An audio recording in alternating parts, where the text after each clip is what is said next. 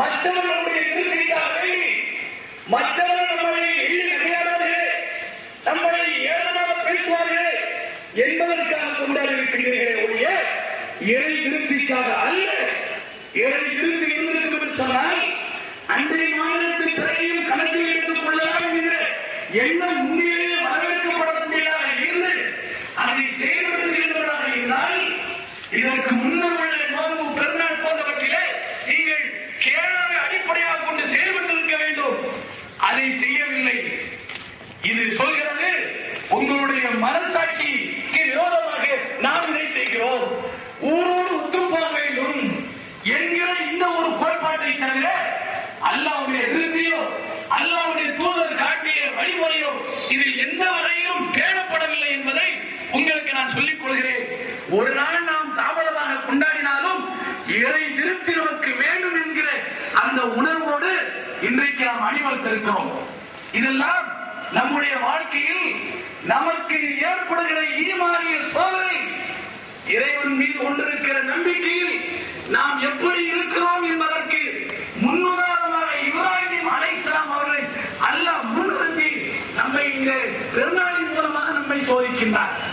சில தருதலைகள் அவர்கள் ஏதோ நாம் விவரம் தெரியாதவர்கள் என்று நம்மை கருதி கொண்டார்கள். யார் விவரம் தெரியாமல் பெருநாள் கொண்டாடினார்கள்? அல்லாஹ்விடத்தில் அவர்கள் பதில் சொல்ல கடமைப்பட்டிருக்கிறார்கள். ஒத்த ஒரு மனிதராக இருந்து கொண்டு நமக்கு சான்று பார்த்து கொண்டிருக்கிறது. அப்படிப்பட்ட இப்ராஹிம் நபி ஒத்த ஒரு மனிதராக இருந்து ஏகத்துவத்தை சொன்னார். தன் தகப்பனிடத்திலே சொன்னார். தகப்பன் யார்? சிலைகளை செய்து வியாபாரம் செய்து கொண்டு பிழைப்பு நடத்திக் கொண்டிருந்தவர் ஆசர் என்கிற தன்னுடைய தந்தை. அவர் வழியில் வந்தவர்களைத்தான் இன்றைக்கு ஆசாரி என்று சொல்லிக் கொள்கிறோம். ஆசர் என்பது இப்ராஹிம் நபியுடைய தகப்பன் பெயர். அவரது தொழில் சிலைகளை வடித்து வியாபாரம் செய்வது.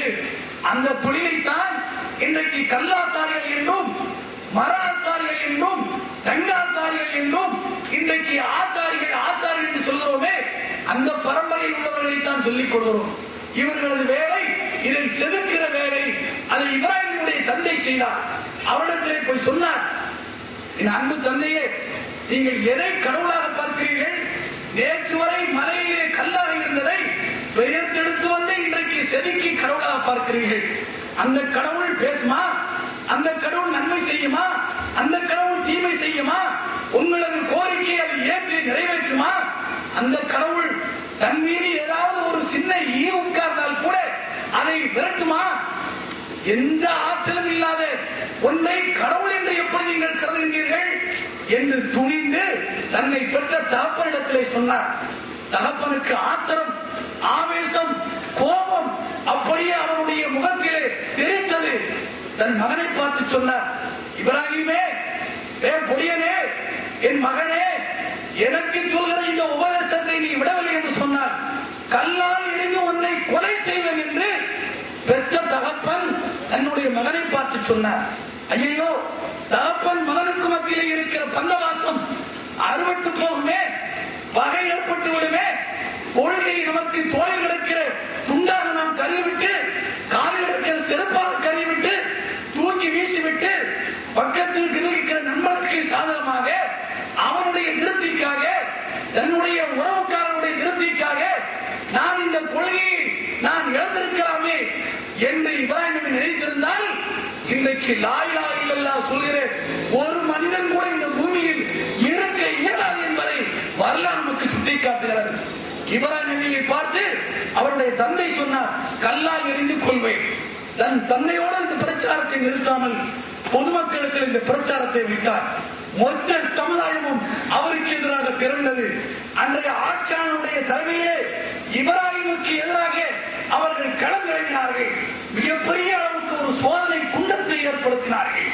தீயில இப்ராஹிமை தூக்கி வீச வேண்டும் என்று கங்கணம் கட்டினார்கள், தூக்கி வீசினார்கள். அதையெல்லாம் உலக வரலாற்றில் வேறு எந்த இறை தூதருக்கும் நீங்கள் கண்டிருக்க இயலாது. ஒரு இறை தூதர் நெருப்பு குண்டத்திலே தூக்கி வீசப்படுகிறார். எதற்காக?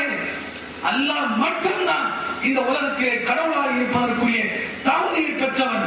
கடவுளுக்கு இணை இல்லை, துணை இல்லை, தாய் இல்லை, தந்தை இல்லை, பெற்றோர் இல்லை, பிள்ளை இல்லை. உலகத்தில்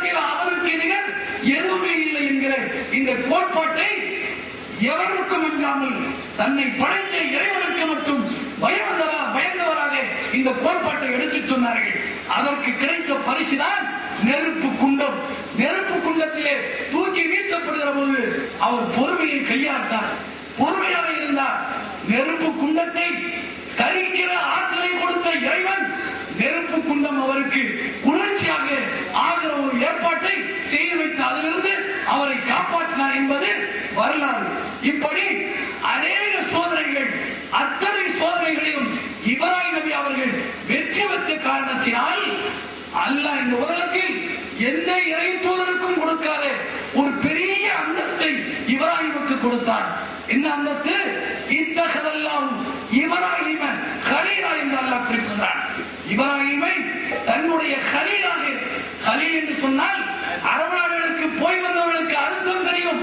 கலீல் என்று சொன்னால் உற்ற நண்பன், டியர் ஃப்ரெண்ட், நேசத்துக்குரிய பாசத்துக்குரிய நெருங்கிய நண்பன்.